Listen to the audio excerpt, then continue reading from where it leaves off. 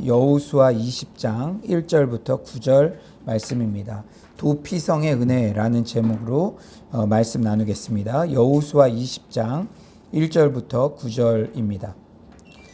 다 찾으신 줄 믿고 저와 여러분이 한 절씩 교독하겠습니다. 여호수아 20장 1절에서 9절입니다.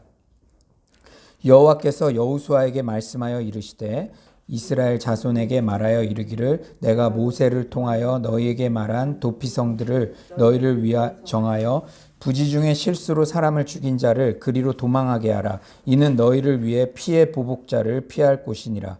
이 성읍들 중에 하나에 도피하는 자는 그 성읍에 들어가는 문 어귀에 서서 그 성읍의 장로들의 귀에 자기의 사건을 말할 것이요 그들은 그를 성읍에 받아들여 한 곳을 주어 자기들 중에 거주하게 하고 피해 보복자가 그의 뒤를 따라온다 할지라도 그들은 그 살인자를 그의 손에 내주지 말지니 이는 본래 미워함이 없이 부지 중에 그의 이웃을 죽였음이라. 그 살인자는 회중 앞에 서서 재판을 받기까지 또는 그 당시 대제사장이 죽기까지 그 성읍에 거주하다가 그 후에 그 살인자는 그 성읍 곧 자기가 도망하여 나온 자기 성읍 자기 집으로 돌아갈지니라 하라 하시니라. 이에 그들이 납달리의 산지 갈릴리 게데스와 에브라임 산지의 세겜과 유다 산지의 기럇 아르바 곧 헤브론과 여리고 동쪽 요단 저쪽 르우벤 지파 중에서 평지 광야의 베셀과 갓 지파 중에서 길롯 라못과 므낫세 지파 중에서 바산 골란을 구별하였으니 다 같이 읽겠습니다. 이는 곧 이스라엘 모든 자손과 그들 중에 거류하는 거류민을 위하여 선정된 성읍들로서 누구든지 부지 중에 살인한 자가 그리로 도망하여 그가 회중 앞에 설 때까지의 피해 보복자의 손에 죽지 아니하게 하기 위함이라. 아멘. 네, 오늘도 이 말씀을 통해서 하나님께서 큰 은혜 주실 줄 믿습니다. 여러분 한번 내가 대통령이 되어서 새로운 국가를 건설한다고 한번 생각해 보십시오. 무엇부터 만들겠습니까? 행정력을 발휘할 수 있도록 시청이나 도청 소재지를 먼저 정비할 수도 있겠죠. 아니면 국제 정세가 불안정한 시기에는 군부대를 우선적으로 정비하여 국방을 튼튼히 할 수도 있습니다. 오늘 여호수아 본문은 이제 각 지파에게 땅을 다 나누어 주고 난 그런 상황인데요. 그런데 오늘 본문에서 여호와 하나님께서는 무엇부터 정비하고 계십니까? 각 지파에게 땅 분배를 마치고 좀 예외적인 사항인데요. 도피성을 가장 먼저 준비하라고 지시하십니다. 도피성이 무엇인가요? 도피성은 실수로 사람을 죽인 자들이 도망쳐서 살 수 있는 성이었습니다. 이것은 땅을 더럽히지 않기 위한 하나님의 방안이었어요. 땅을 더럽힌다는 것은 생명을 살해하여 무고한 피를 흘린다는 것입니다. 물론 율법은 다른 사람의 생명을 살해하는 것을 1차적으로 막으셨지만 또한 실수로 사람을 죽인 자가 보복을 당해서 피를 흘려 땅을 더럽히지 않도록 하기 위해서도 도피성 제도를 마련하신 것이죠. 그러니까 성경에는 생명 존중 사상이 있는데 우리가 누군가가 생명을 살해하면은 피가 그 땅을 더럽힌다는 거예요. 그런데 또 반면에 오해를 받았다든지 누명을 썼다든지 아니면 실수로 사람을 죽이게 되었는데 그 사람이 보복을 받아서 또 그 사람의 피를 흘리면은 그 땅이 더럽혀진다는 것이죠. 그래서 그것을 막기 위해서 도피성 제도를 마련하신 것이죠. 고대에는 세상 어느 곳에도 죄인의 변명을 들어주는 곳은 없었습니다. 지금도 마찬가지죠. 우리 유전무죄, 무전유죄 이런 말도 있듯이 사람들 약자들의 저는 정말 억울해요. 이렇게 누명을 써서 지금 죽을 위기예요. 그런 것들을 약자들이 어디에 이렇게 얘기하기가 쉽지 않은 그런 환경이에요. 그러나 하나님께서는 비록 살인죄를 지은 자라 하더라도 억울한 자의 이야기를 들어주게 하셨고 믿어주게 하셨다는 것이죠. 하나님의 용서가 복수의 감정을 이기게 하셨습니다. 그러니까 하나님의 용서가 그 부지 중에 살인한 자, 실수로 살인한 자, 그래도 사람을 죽였으니까 죄가 있는데 다른 그 친족들 막 복수하려고 덤벼드는 그 복수의 감정을 하나님의 용서가 이기게 하셨다는 이게 너무나 중요한 포인트입니다. 하나님께서 마련해 놓으신 도피성 제도는 우리의 신앙생활에 잔잔한 교훈을 주고 있어요. 첫째는 억울한 일을 당할 때 하나님께 아뢰면 피할 길을 얻는다는 교훈입니다. 우리가 억울한 일을 많이 당하죠. 그때 누구에게 아뢰어야 된다고요? 하나님께. 4에서 5절이죠. 이 성읍들 중에 하나에 도피하는 자는 그 성읍에 들어가는 문 어귀에 서서 그 성읍의 장로들의 귀에 자기의 사건을 말할 것이요 그들은 그를 성읍에 받아들여 한 곳을 주어 자기들 중에 거주하게 하고 피해 보복자가 그의 뒤를 따라온다 할지라도 그들은 그 살인자를 그의 손에 내주지 말지니 이는 본래 미워함이 없이 부지 중에 그의 이웃을 죽였습니다. 여기에 피해 보복자란 표현이 나와요. 보복자는 히브리어로 고엘입니다. 기업물음 구속이라는 뜻이죠. 많이 들어보지 않았나요? 룻기에서. 그렇죠. 룻을 기업물음 해준 보아스.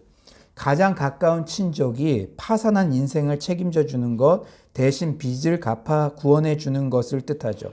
그런데 이 고엘이라는 제도는 보복의 행위에도 쓰이고 있습니다. 친족이 살인을 당하면 끝까지 따라가서 죽이고야 마는 거예요. 그런데 실수로 사람을 죽인 자가 도피성에 숨으면 보복자의 복수로부터 보호되었습니다. 물론 실수로라도 사람을 죽인 것은 사실이기 때문에 아무 죄가 없다고 말할 수는 없으나 하나님께서 정하신 도피성에 피하면 목숨은 건질 수가 있게 하신 거예요. 그런데 그냥 도피성에 들어가기만 하면 되는 게 아니라 절차가 있었어요. 문 어귀에 서서 성읍의 장로들의 귀에 자기의 사건을 말해야 했습니다. 여러분, 이게 시사하는 바가 너무나도 크죠. 우리가 특히 코로나19 같은 고통의 시기, 불안의 시기에 하나님께 피하라는 조언을 많이 들어요. 그렇죠. 우리의 진정한 피할 것은 내 영혼에 진정한 평안과 안전을 주는 하나님밖에 없습니다. 어떤 억울한 일을 당하더라도 주님께 의지하고 다 고하면 피할 길을 주시고 다시 일어설 힘을 주세요. 우리는 이 세상에 살 때 굳이 살인이 아니라 하더라도 오해나 누명을 뒤집어 쓰는 일들이 많이 있어요. 그때 그것을 혼자 안고 고민할 것이 아니라 하나님 앞에 가지고 와서 이야기를 다 해야만 합니다. 그러면 하나님께서는 그것이 더 큰 문제가 되지 않도록 지켜주신다는 거예요. 아멘이십니까? 우리가 세상에서도요, 세상의 큰 사건으로 터지는 그런 일들을 보더라도 처음에 실수를 인정을 하고 제가 잘못했습니다 하면은 금방 없어질 일도 처음에 그 작은 실수를 감추고 인정하지 않아서 그것이 나중에 걷잡을 수 없이 일파만파 퍼지는 경우를 우리는 보곤 하죠. 사랑하는 여러분, 명심하십시오. 죄는 더 커지기 전에 하나님 앞에 나와서 솔직하게 자백해야 합니다. 그러면 하나님께서 그 인생을 보호해 주시는 줄 믿습니다. 두 번째는 도피성 제도는 예수 그리스도의 십자가 대속의 은혜에 대한 예표예요. 우리는 모두 죽을 죄인이었습니다. 실제 행동으로 간음, 살인을 저지르지는 않았더라도 마음의 동기만으로도 그 죄를 저지른 것이라는 예수님의 기준으로 볼 때 너희가 미워하는 마음만 품어도 살인한 것이고 음욕을 품는 것만 해도 간음한 것이다. 오늘 하루만 우리가 보내봐도 지난 일주일만 보내봐도 예수님께서 말씀하신 기준이잖아요. 우리는 여러 건의 살인을 이미 저지른 자들이죠. 우리 모두는 예수님의 기준에 적용해 볼 때 모두 죽을 죄인이었습니다. 모든 사람이 죄를 범하였음에. 하지만 예수님의 십자가 보혈의 효력이 미치는 도피성 안에서 우리는 새 생명을 얻어서 살아가고 있다는 것이죠. 어떻게 이것이 가능합니까? 예수님의 대속의 은혜 때문입니다. 예수님의 죽음을 내 죄의 죽음으로 인정해 주시기 때문이에요. 오늘 본문 도피성 제도의 그 원리가 아주 명확하게 나오고 있습니다. 우리 6절 한번 읽어볼까요? 6절입니다. 시작. 그 살인자는 회중 앞에 서서 재판을 받기까지 또는 그 당시 대제사장이 죽기까지 그 성읍에 거주하다가 그 후에 그 살인자는 그 성읍 곧 자기가 도망하여 나온 자기 성읍 자기 집으로 돌아갈지니라 하라 하시니라. 사랑하는 여러분, 도피성에 숨은 살인자는 대제사장이 죽고 나면 자기 성읍으로 돌아가 자유자의 삶을 살 수 있었습니다. 그러니까 여러분 한번 생각해 보세요. 실수로 사람을 죽였는데 도피성에 도망와서 자신의 입장을 이야기하고 도피성 안에서는 자유를 얻을 수 있었어요. 그리고 나서 대제사장이 죽고 나면은 그는 이제 완전히 그 죄가 속하여져서 자유자가 되어서 자기 가족에게로도 돌아갈 수가 있었다는 것입니다. 여러분, 대제사장이 죽을 때까지는 일반적으로는 기간이 오랫동안 이렇게 남았었겠죠. 그러니까 하나님께서 얼마나 세심하냐면 우리도 분노라는 게 그 당시에 제가 우리 자녀들이나 또 가족들에게도 이야기하는 게 잠시 멈춤하면은 가라앉아요. 그러니까 제가 은행에서 이렇게 고객들 상대할 때도 막 저한테 와가지고 막 불같이 화를 내려고 딱 하면은 이모님 이렇게 하면서 따뜻한 차를 드리면서 이렇게 초콜릿을 하나 드린다든지 그렇게 잠깐만 이렇게 그러니까 이 실수로 죽였든 고의로 죽였든 자기 친족이 죽은 가족 입장에서 얼마나 분노가 있겠습니까? 그런데 도피성에서 있는 동안에 그 가족들의 분노는 누그러졌겠죠. 그리고 이 도피성에 와 있는 이 죄인도 자기 생명은 살 수 있었지만 자기 자녀도 얼마나 보고 싶고 가족도 얼마나 보고 싶고 얼마나 그 힘든 상황입니까? 그래서 대제사장이 죽으면은 다시 나가서 살 수 있도록 그렇게 마련해 주셨다는 거예요. 세심한 하나님의 배려라는 것이죠. 그런데 이것은 단순히 세심한 배려 그 이상으로 아주 중요한 신학적인 의미가 있습니다. 도피성에 숨은 살인자가 대제사장이 죽고 나면 자기 성읍으로 돌아가 자유자의 삶을 살 수 있었죠. 왜 그러느냐? 대제사장의 죽음과 살인자의 죽음을 동일시 여기기 때문입니다.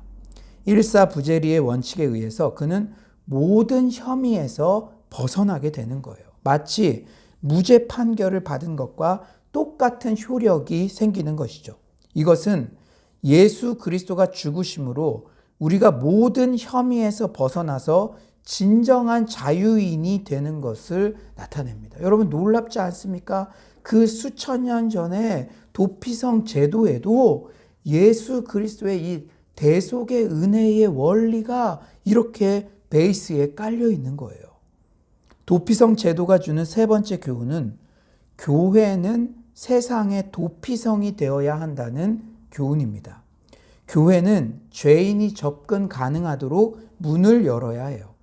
7에서 8절은 도피성의 위치를 말해주죠. 이에 그들이 납달리의 산지 갈릴리 게데스와 에브라임 산지의 세겜과 유다 산지의 기럇 아르바 곧 헤브론과 여리고 동쪽 요단 저쪽 루벤 지파 중에서 평지 광야의 베셀과 갓 지파 중에서 길랏 라못과 므낫세 지파 중에서 바산 골란을 구별하였으니. 여러분 지명이 나오면은 이게 왜 이렇게 헷갈려? 뭐 이게 지명인지 뭔지 막 이렇게 힘든 그러기도 하는데 여기 아주 중요한 원리가 있어요.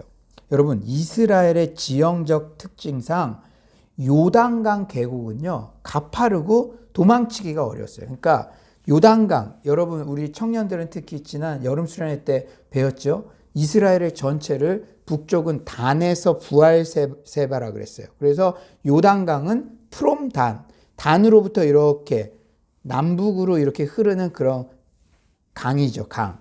근데 그게 계곡처럼 경사가 막 있으니까 강 서쪽에 있는 사람이 동쪽으로 넘어오기도 어렵고 동쪽에 있는 사람이 서쪽으로도 넘어오기가 어렵죠. 여러분, 이스라엘의 지형적 특징상 요단강 계곡은 가팔라서 도망치기가 어려웠어요. 그래서 하나님께서 세심하게 요단 동편에도 세 곳, 요단 서편에도 세 곳을 정하셔서 누구든지 억울한 죄인들이 쉽게 도망칠 수 있도록 배려를 해주신 것이죠. 아무리 도피성 제도가 좋다 하더라도 그 성이 먼 곳에 있거나 접근이 용이하지 않다면 무용지물일 거예요. 하나님께서는 이렇게 세심하게 그리고 합리적으로 도피성 제도를 운용하셨습니다. 저는 구약의 율법, 제도들을 볼 때마다 참으로 디테일한 하나님의 배려와 만나요. 그때마다 창조주 하나님께서 이렇게까지 피조물인 인간을, 그리고 이 사람은 어떻게 보면 사회적으로도 가장 약자, 어떻게든 실수로 했든 사람을 죽인 자잖아요.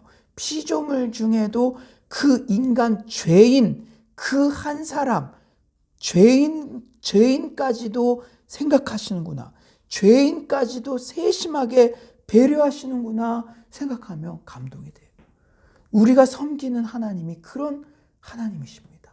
우리 인생을 살펴봐도 우리를 얼마나 세심하게 배려하셔서 여기까지 있게 하셨습니까? 지금 우리가 이 시간에 이 자리에 앉아 있는 것도 다 하나님의 그러한 세심한 배려와 사랑의 결과라는 것이죠. 그리고 저는 이런 하나님의 배려, 사랑을 이렇게 느낄 때마다 나 또한 그런 디테일이 살아있는 사랑 많고 배려 많은 사람이 되고 싶다라는 그런 생각을 하곤 해요. 이렇게 실시간으로 만나도 어떻게든 우리 사역팀이 함께 좀 우리 주어진 환경에서 오늘 좀 색깔이 또 바뀌어서 이렇게 안 입던 옷도 좀 꺼내 입어보려고 하고, 하여튼 우리 성도님들을 세심하게 어떻게든 이렇게 조금 지금 다 힘들어하는 그런 때에 조금이라도 웃게 해드릴 수 있고 위로받게 해드릴 수 있고 그런 거를 하려고, 그러나 늘 부족함을 느끼죠. 그러나 그런 생각을 다짐을 하곤 합니다. 교회도 마찬가지죠. 도피성 원리는 오늘날 교회의 원리와도 같아요. 교회는 언제나 죄인들 가까이에 있어야 합니다. 언제든지 그들이 와서 회개할 수 있게 해줘야 돼요. 죄인들이 하나님께 나아오는데 걸림돌이 없게 해야 합니다. 실제 우리나라의 웬만한 도시에는 교회가 없는 곳이 없죠. 이것은 누구든지 자기가 죄인이라고 생각되는 사람은 가까이에 있는 가장 안전한 도피성 예수 그리스도의 품 안에 피하라는 그러한 메시지예요. 여러분, 이 서울 와서 막 십자가가 많이 보이잖아요. 교회가 많이 보이잖아요. 그럴 때마다 뭐 이렇게 교회가 많어? 그렇게 부정적으로. 여러분, 우리는 교회를 사랑해야 돼요. 교회는 우리 신앙의 어머니입니다. 아무리 연약해 보이는 교회일지라도 그리스도께서 핏값으로 사신 곳이에요. 여러분, 여러분의 어머니가 좀 부족하다고 해도 여러분의 어머니를 공개적으로 막 비난하고 다니는 자녀는 없겠죠. 우리는 교회를 사랑해야 돼요. 그리고 그렇게 많은 교회들을 볼 때도 그래, 내가 이렇게 죄 덩어리니까 순간순간 틈만 나면 죄 지으니까 어느 곳에 가서라도 예수 그리스도의 사랑 안에 품겨지라고 이렇게 많은 교회들이 있는 거구나, 이렇게 겸손하게 이렇게 생각해야 된다는 것이죠. 또한 물리적 위치뿐 아니라 교회는 문턱이 높아서는 안 됩니다. 특히 다음 세대 그리고 청년들은 기성세대들과 인종 자체가 다르다고 느낄 정도로 세대 간의 격차가 있어요. 제가 올 초인가요? 작년 연말이었나요? 이슈가 된 책이 있죠. 90년대생들이 온단가요? 문재인 대통령도 이 청와대 근무하는 분들에게 다 우리 이해해야 된다고 하면서 나눠줬다고 하지 않습니까? 저도 그것을 이렇게 봤는데 제가 거기서 이제 독특하게 좀 의미 있게 본 것은 우리 어른들은 그거를 꼭 말해줘야 아냐? 알아서. 그런데 이 90년대생들은 말해줘야 알죠. 말 안 해주는데 어떻게 알아요? 이러면서 말 안 해준 거에 대해서는 절대 눈치를 보거나 그러지 않는다는 것이죠. 제가 그 책들을 보면서 이게 틀린 게 아니라 다른 거구나. 그런 것들을 많이 우리 청년들 사역을 하면서도 그런 것들을 많이 이해하려고 노력하고 있습니다. 그런 면에서 우리 교회에 청년들이 많이 올 수 있다는 것은 제가 우리 어른들에게 박수를 쳐드리고 싶어요. 그만큼 성도님들이 품을 수 있는 사랑의 폭이 크다는 증거입니다. 청년들이 주일날 왔을 때 따뜻한 밥이라도 미소로라도 청년들이 이렇게 막 때로는 우리가 모르는 찬양을 하고 이렇게 락 같은 그런 막 리듬을 하고, 그래도 우리 어르신들 얼마나, 전도 축제 때도 래퍼가 와서 하는데도 얼마나 막 춤을 추시고, 이게 다 청년들에게 전해진다는 것이죠. 그러니까 우리 청년들을 품어줄 수 있는 그 마음의 그릇들이 크기 때문에 이렇게 젊은 세대들이 우리 교회에 이렇게 오는 것인 줄 믿습니다. J.D. 그리어 목사님이 지은 담장을 넘은 크리스천이라는 책에는 이런 내용이 나와요. 참고로 J.D. 그리어 목사님이 심우하시는 서밋 교회는 목사님이 부임하신 후에 300명에서 9,000명으로 폭발적인 부흥을 경험했어요. 그런데 그게 단순히 숫자적인 부흥뿐 아니라 제가 그 책들을 이렇게 보니까요, 정말 배울 게 많더라고요. 그런데 이제 이런 아티클이 있어요. 내 취향을 내려놓는 훈련. 어떤 동료 목사님이 자기에게 이런 질문을 했대요. 자네의 교회가 다양성이 존중되는 교회인지 어떻게 알 수 있는지 아는가? 그러면서 스스로 대답을 해주셨대요. 자주 불편함을 느껴야 다양성이 존중되는 교회라고 할 수 있지. 자네가 자주 불편함을 느껴야. 그러면서 이런 내용의 글들을 이어가십니다. 다수도 자신의 취향을 내려놓는 법을 배워야 한다. 아니, 다수가 먼저 솔선수범해야 한다. 왜냐하면 그것이 복음의 방식이기 때문이다. 바울은 강한 위치에 있는 자들이 약한 위치에 있는 자들을 섬겨야 한다고 말했다. 바울은 빌립보 교인들에게 그리스도의 본을 따라 다른 이의 취향을 자신의 취향보다 중시하라고 권고했다. 문화적 힘을 포함해서 강한 위치에 있는 그리스도인은 그 힘을 사용해 자신이 아닌 약한 자들을 섬겨야 한다. 여러분, 교회는 도피성이 돼야 돼요. 우리의 눈살을 찌푸리게 하는 그런 복장을 하고 어떤 청년이 우리 교회 새가족으로 왔다고 해봅시다. 그리고 우리와 좀 이렇게 다른 그런 성향이 다른, 지금까지 우리 청년들은 얼마나 다 모범생들이었어요. 우리 성도님들도 진짜 착하고 순하시잖아요. 근데 우리가 봤던 그런 분들이 왔어요. 그래도 우리는 이미 다수잖아요. 그러니까 우리가 다수라는 것은 어떻게 보면 힘이 모여져 있는 것이죠. 복음은 강자가 약자를 섬기는 것이죠. 그러므로 다양한 사람들이 와도 이 공동체 안에서 도피성처럼 안위함을 느끼고 평안을 느끼고 그들이 다시 회복되도록 우리가 문턱을 낮추고 이렇게 열려 있어야 될 줄 믿습니다. 여러분, 우리 교회에 이제 더 많이 올 거예요. 이제 코로나19가 끝나면은 우리 컴패션과 함께하는 어린이 사역도 이제 본격적으로 할 것이고, 또 미션홈 3기 청년들도 올 것이고, 오히려 또 이 교회를 찾는 사람들이 또 우리 교회에 많이 올 것입니다. 그럴 때 오늘 이 말씀을 꼭 기억하셨으면 좋겠어요. 저 사람은 나랑 좀 스타일이 달라. 예, 다를 수밖에 없죠. 그리고 저렇게 독특해. 저런 죄를, 예, 교회는 죄인들이 모이는 곳입니다.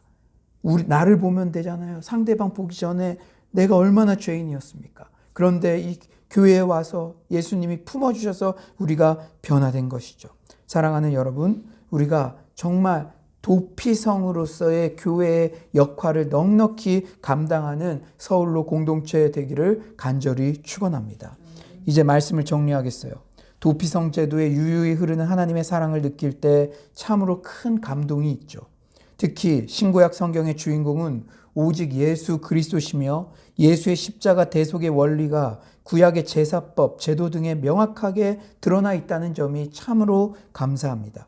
창조주 하나님은 최초의 인류 아담이 범죄할 때도 먼저 찾아가서 아담을 부르시고 가죽옷을 입히시고 예수 그리스도를 통한 구원 계획을 알려주실 정도로 우리를 사랑하셨어요. 그것을 바로 원시복음이라고 하지 않습니까? 그렇죠. 우리는 예수님 십자가 대속의 은혜 때문에 덤으로 사는 인생이나 마찬가지입니다. 십자가 보혈의 효력이 미치는 도피성 안에 안전히 거하는 것이나 마찬가지예요. 그런데 한 가지 주의할 점이 있습니다. 일단 도피성으로 도망친 살인자는 그 성 안에서만 살 수 있었어요. 이것은 죄를 지은 사람이 도피성 안으로 들어옴으로 과거와 단절하여 완전히 새로운 삶을 시작하는 것을 말합니다. 그러므로 우리는 구원 그 이후 성화의 삶 또한 힘써야 돼요. 옛 습관, 타락한 모임에서는 발을 끊어야 합니다. 다시 죄 짓는 생활에 빠지지 않기 위해 자신의 생활에 분명히 한계선을 그어야 해요. 이미 우리가 그리스도의 십자가에서 한 번 죽었던 목숨이며 이제 우리의 삶은 우리의 것이 아니기 때문에 옛 방식대로 살면 안 되고 오직 하나님의 영광을 위해 거룩하게 살아야만 합니다. 아무쪼록 오늘 도피성 제도를 통한 교훈에 우리 신앙을 적용하기를 소망합니다. 하나님께서는 누구보다 우리의 원통함, 억울함을 풀어주시는데 관심이 있으세요. 그리고 어떤 억울한 일도 주께 아뢰면 평안함 가운데 거할 수가 있습니다. 마지막으로 우리가 어떤 상황에서도 감사해야 할 것은 예수 그리스도의 십자가 대속의 사랑입니다. 우리는 덤으로 사는 인생임을 자각하고 피 흘리기까지 죄와 싸우며 거룩하고 정결하게 세상에서 승리하는 우리 모두가 되시기를 간절히 축원합니다.